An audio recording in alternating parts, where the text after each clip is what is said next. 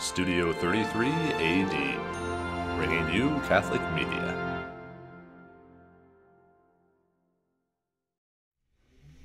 Welcome back once again to Studio 33 AD, and also welcome back once again to our guest speaker.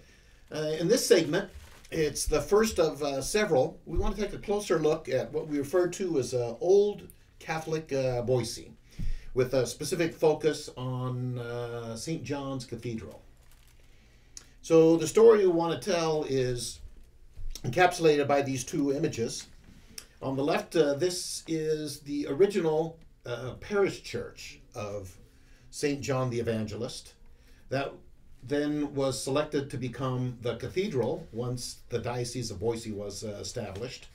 And we want to tell that story, and also then how we transitioned from the original building to the cathedral that we see here today.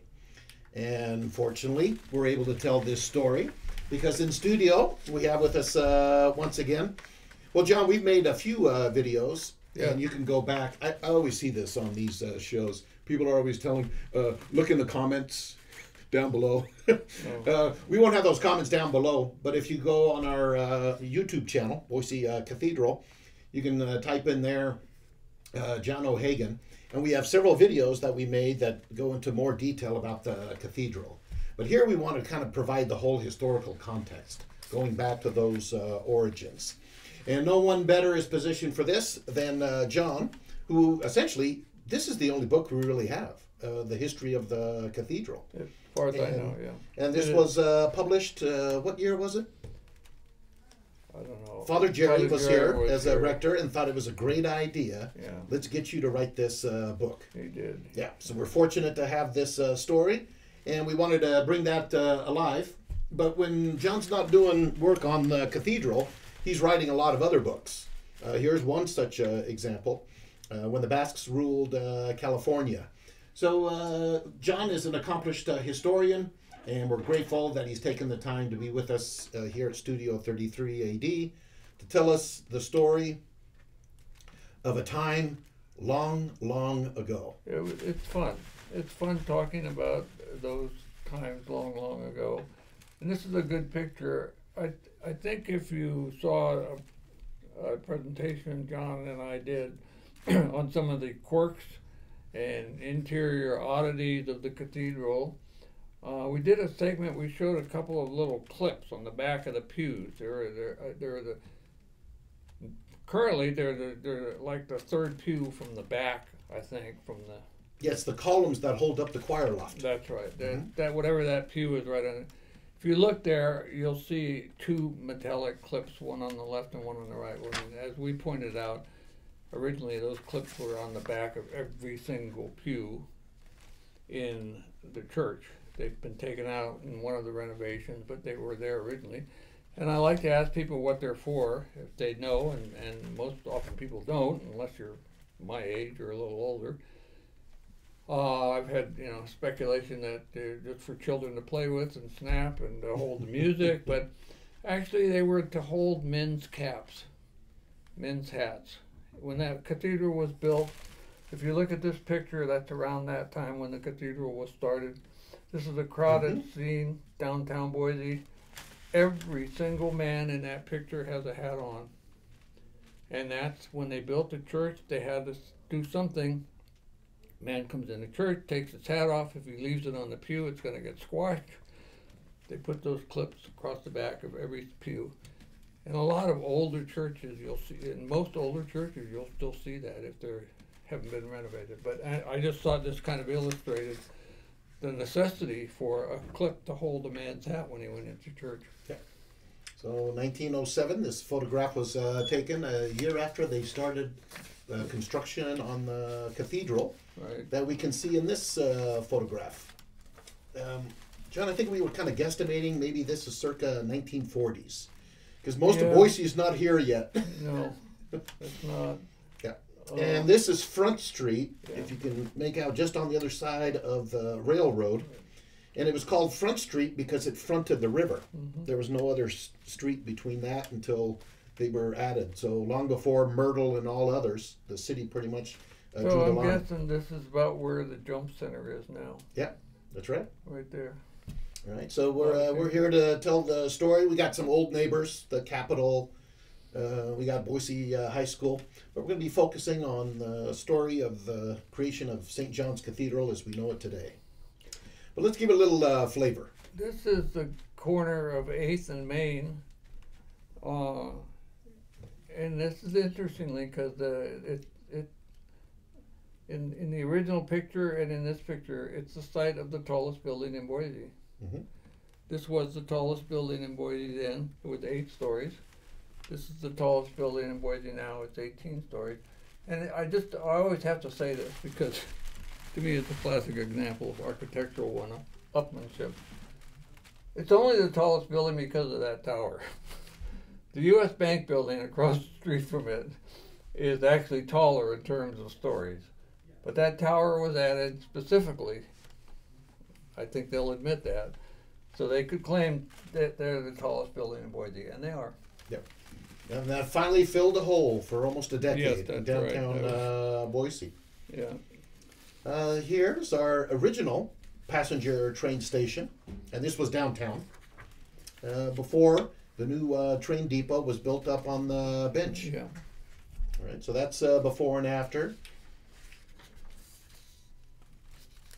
Nobody know. I don't know what happened to our original city hall. It was It was torn down. Yeah. Well, it was torn down, and they built a drugstore there. Pennywise, I think, drugstore. But anyway. Replaced it. But that's a beautiful city hall. Yeah. But this is actually that was the original Boise City Hall, and that was there. That was used as a city hall until 1953, and in 1953, this became the city hall and the police station. Yeah, just behind it, you can see make out the sign, police station. Yeah. And then in 1980, we moved to the current. Yeah, that's it. Location. They're on Capitol Boulevard, right across from the Egyptian that's the City Theater. Hall now. Mhm. Yeah.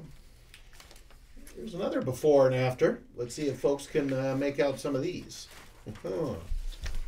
Well, this was the original Boise Airport, and this is it looks like the canal, but that's really the river, I think. Yep, the that's river Boise was River. basically a canal in that era, and this was the Boise Airport. This is the BSU campus. Yep, today. That's where the Boise Airport was. So down here we've got Broadway, and then at the top there's Capitol Boulevard, the train depot.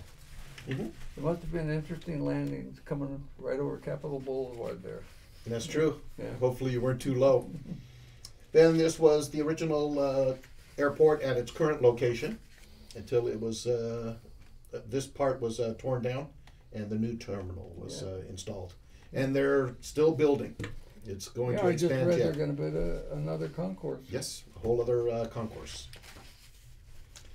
And, well, we'll see what happens with Albertsons. The making of this, 2024, will they be bought out once again or not? But this was the original store on State Street. Yeah. But it was torn down. This is now just a parking lot. Yeah. Boise does a lot of that, tearing down buildings and just making parking lots. Yeah. It's a thing in Boise. This is the facade of the store that was erected. Actually, this replaced, I think it was Wells. Some of the older folks might remember this. It was the Wells retail store. Oh. And that was across the street, and it was repurposed as the Albertsons now on State Street. That was our before and after. A little flavor there. But what we're really wanting to focus on here in this segment is this before and after story. All right, so with that, let's go big picture. The story of Catholics in Idaho. This is Father Jean Pierre de Smet. He was the first Catholic priest in Idaho, and he started this. This is Cataldo Mission. It's not any longer a Catholic church, but it's a state park, I believe, right? It's a state park, and this is the oldest building in Idaho. And it's pretty interesting to see the interior decorations, some of the paint, Some of the interior paint was used by crushing blueberries and whatnot. This building was originally built without a nail. It was all wooden pegs, and interlocking main beams. And it was used for a Catholic church until, I guess maybe in the 60s or sometime. The Catholic Church gave it to the state, and the state set it up as a state park. I mean, it looks beautiful in that photograph. Yeah. It's on my bucket list. I've yet to actually have a chance to go there, so definitely need to make a trip there. It looks beautiful. Yeah. Especially there in the fall of the year. Okay, let's bring it now a little closer to home. Yeah. Catholics in Boise. Yeah, this is the Oero Cabin. It's still there. Most people have probably driven by it if you've been here. It's at the corner of 5th and 4th Street, just outside the entrance to the VA, what's now the VA Medical Center, which was originally Fort Boise. But so this was the original Oero Cabin. It's 200 square feet. It's one room. There was a family of 8 people lived in there. And better than that, for years they held Sunday Mass in there. I mean, if you think about the size of this building, think about the narthex or the vestibule of our current church. You know, you step it off out of the street, off the porch there, and into. That's about the size of that cabin overall, and they would have Mass. So there was a tight-knit community there for those Masses. That's a good way to put it. The O'Farrells ultimately moved a couple blocks further south, and that house is still there. It's a big white mansion-type house at the corner of, I think it's 6th and Jefferson. I don't know. No, not Jefferson. A couple blocks south, anyway. So they celebrated Mass in that house for several years before they built a Catholic church. And now we get to kind of the bad news of the story. The first Catholic church they built in Boise was St. Patrick's in 1870, and it was where the building of this is the Pete Centerusa State Office building is now. Yeah, and it was located on that site, and it burned down 2 weeks after they opened it. Yeah, so that was in 1870.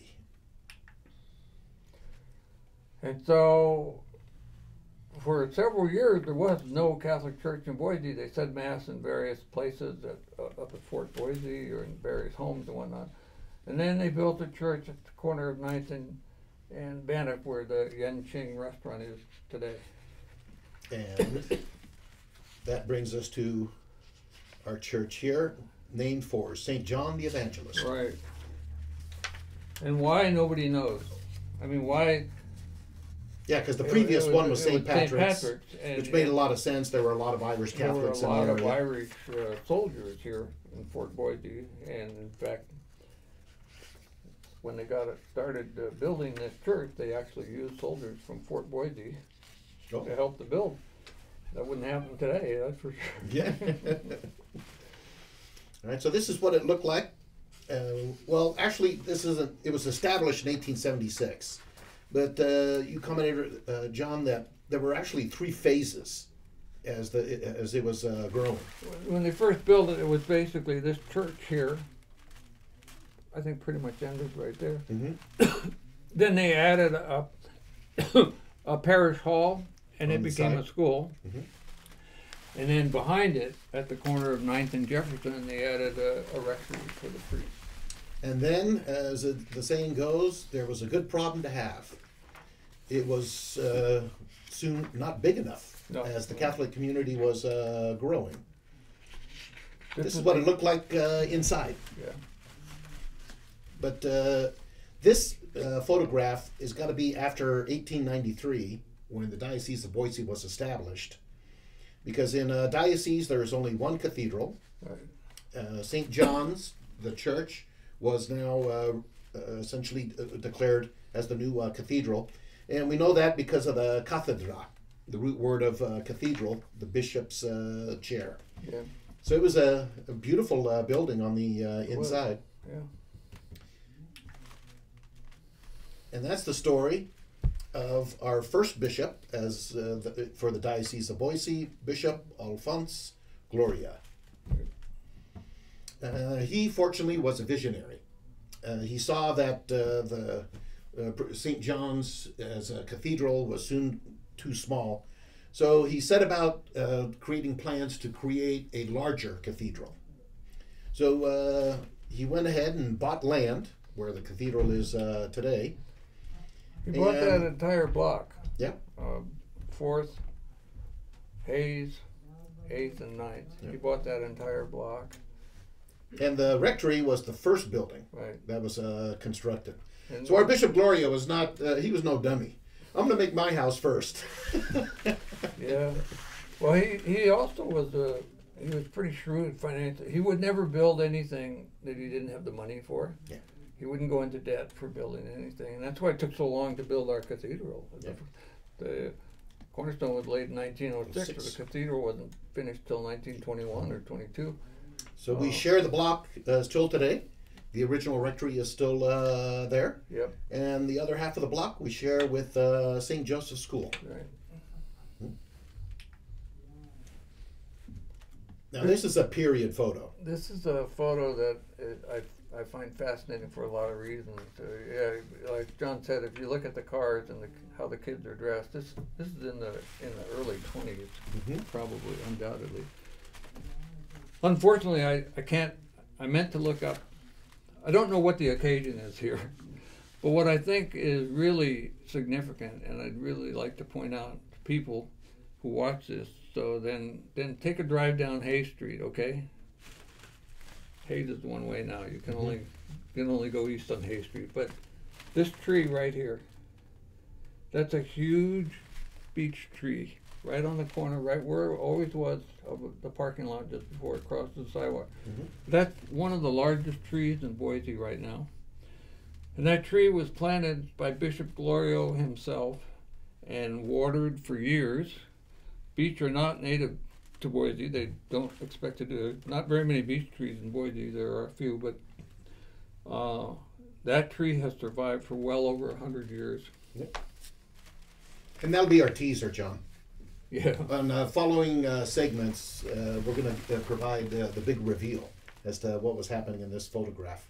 But it's in an attempt to kind of give us a sense of time and place. Yeah. Definitely. Going back in time and going back into the plans now of St. John's Cathedral. This is the cover of your book that we started with. Right. And here, well, we have the facade of the cathedral today.